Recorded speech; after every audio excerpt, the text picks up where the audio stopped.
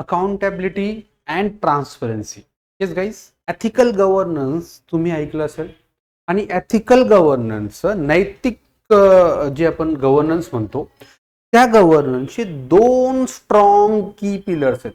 Accountability किंवा जबाबदेही ज्याला आपण म्हणू शकतो, आणि ट्रान्सपरन्सी ज्याला पारदर्शकता म्हणतो. मग हे जे दोन एथिकल व्हॅल्यूज आहे, नैतिक मूल्य आहे, हे कोणत्याही सिस्टीमला, कोणत्याही गव्हर्नन्सच्या सिस्टीमला फार जास्त इफेक्टिव्ह बनवतात. आजचा DWPचा सेशन आपला आन्सर रायटिंग आपण याच व्हॅल्यूजच्या अराउंड करणार आहोत. कसा त्याला फिट करता येईल, कशी डिमांड फुलफिल करता येईल आणि कसं मॅक्झिमम मार्क्स घेता येईल, ते almost 70-80% marks of this particular question ते सुद्धा आपण बघूयात. सो सबस्क्राईब करायला विसरू नका and watch it till the end guys. So बघा, accountability and transparency are foundational values of ethical governance. Discuss. हा क्वेश्चन आहे एथिक्स GS4 साठीचा आपला 10 मार्क्स साठी. ठीक आहे, मीन्स 150 वर्ड्स. तो मी सांगेल तुम्हाला एक 20-25 वर्ड्सचा तुमचा इंट्रोडक्शन असला पाहिजे. ठीक आहे, आणि मग त्याच्यानंतर मेन बॉडी ऑलमोस्ट 80-90 वर्ड्स आणि 20 वर्ड्सचा ऑलमोस्ट कन्क्लुजन, निष्कर्ष सुद्धा असला पाहिजे. ठीक आहे, बघा आता डिमांड और मागणी काय, सिम्पली अकाउंटेबिलिटी आणि ट्रान्सपरन्सी हे कसे फाउंडेशन आहे फॉर एथिकल गव्हर्नन्स हे तुम्हाला प्रूफ करायचं आहे.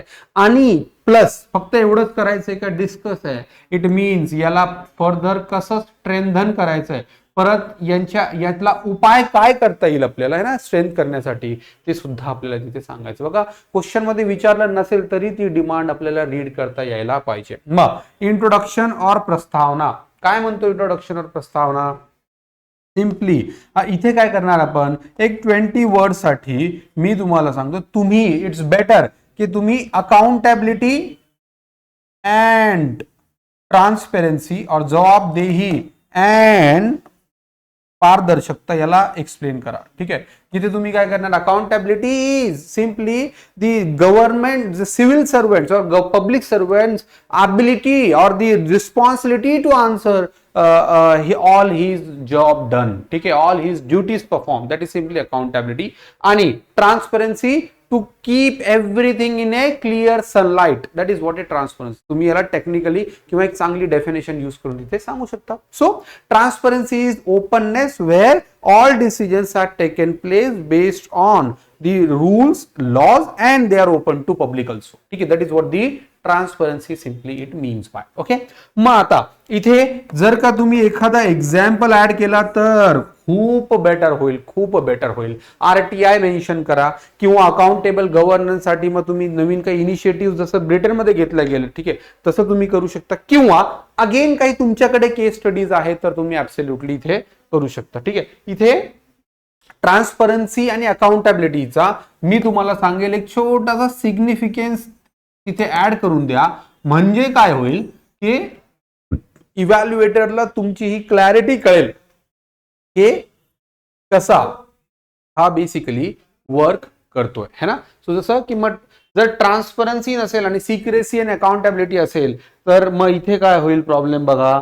Everyone is trying to take his own share, है ना, आणि सर्व्हिसेस बेटर होणार नाहीत. मग मेन बॉडी मध्ये आपण पहिले की याचं कसं प्रमोट करतोय एथिकल गव्हर्नन्स, है ना, त्याला आपण सपोर्ट करणारे पहिल्या हाफ मध्ये, आणि सेकंड हाफ मध्ये आपण त्याला कसं एन्श्योर करायचंय, प्रमोट करायचंय ते सुद्धा बघूया. ठीक आहे, so ethical significance of accountability आणि ट्रान्सपरन्सी काय आहे, नैतिक महत्व काय आहे या म्हणजे या सिस्टीम मध्ये होण्याचे. ठीक आहे, बघा, पहिला prevention of abuse of power, पॉवरचा किंवा अधिकारांचा मग मिसयूज होणार नाही, that is what the prevention of abuse of power. ठीक आहे, मग तुम्ही ट्रान्सपरन्सी आणि अकाउंटेबिलिटी असेल तर यू विल फाइंड मग कोल माइन्स किंवा हे मायनिंग कोल स्कॅम जो झाला होता आपला तो होणार नाही. किंवा यू विल फाइंड की मनरेगामध्ये जर का करप्शन झाले ते सुद्धा इथे होणार नाही. तुम्ही केस स्टडीज इथे देऊ शकता. Then promotion of integrity and ethical conduct, right. So इथे तुम्ही कांटियन एथिक्स ऍड करू शकता. ठीक आहे, ते कांटियन एथिक्स किंवा ते व्हॅल्यूज ते ऍड करून तुम्ही सांगू शकता की इंटिग्रिटी आणि सिस्टीम सिम्पली काय होईल, अजून जास्त स्ट्रॉंग बनेल. बरोबर की अकाउंटेबिलिटी ट्रान्सपरन्सी असेल तर सिस्टीम अजून जास्त स्ट्रॉंग बनत जाईल. You can take it for example की जेव्हा जजेस डिस्क्लोज करतात आपल्या प्रॉपर्टीज तेव्हा ओपननेस आणि ट्रान्सपरन्सी, तेव्हा यू विल फाइंड अजून जास्त एथिकल कंडक्ट वाढतो. बरोबर. एक्झाम्पल बघा, case study. Enhancement of informed participation. Yes. So जेव्हा अकाउंटेबल गव्हर्नमेंट आहे आणि ट्रान्सपरंट गव्हर्नमेंट आहे, जो सिटीजन आहे तो वेल इन्फॉर्म्ड माइंडने एंटर करतो इनटू द सिस्टम. ठीक आहे. म्हणजे त्याला जर का तुम्हाला सेतूमध्ये जाऊन डॉक्युमेंट्स काढायचे आहेत आणि तिथे proper accountability, who is responsible for who, right, and then transparency also. तुमचा प्रपोजल किंवा ऍप्लिकेशन कोणत्या डेस्कवर आहे, you can simply approach and you will rather take inform decision की मग आता तो डॉक्युमेंट बनवायचा का नाही बनवायचा, किती वेळ लागेल, कसा लागेल. ठीक आहे.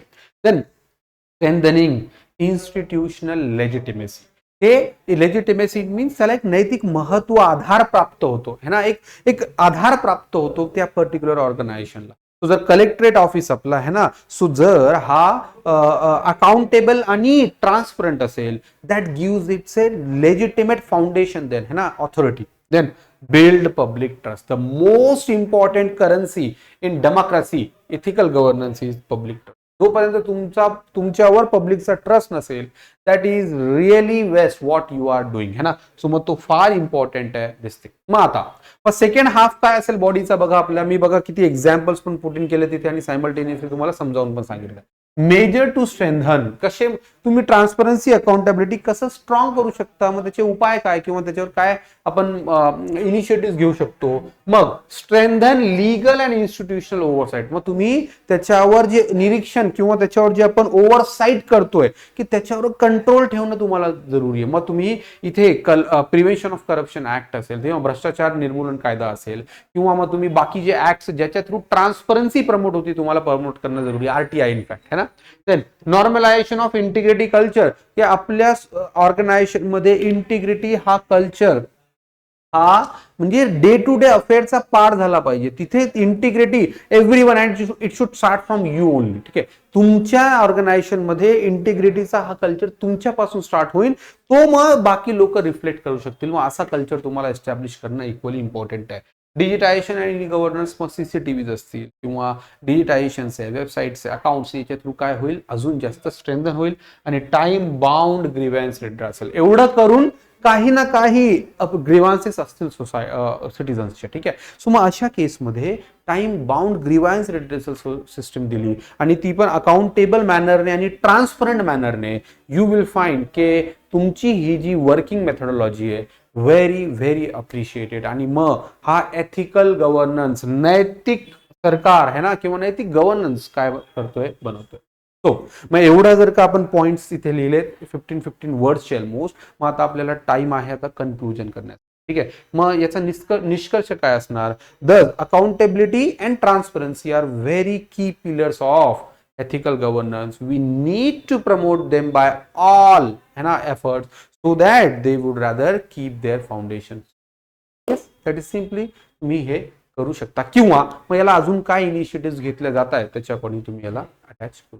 आय होप कळालं असेल तुम्हाला. हा डिस्कशन हेल्पफुल वाटतोय. सबस्क्राईब करायला विसरू नका गाईज. शेअर सुद्धा करा, कमेंट करा, अजून काही ऍडिशनल पॉइंट्स असतील. थँक्यू. Have a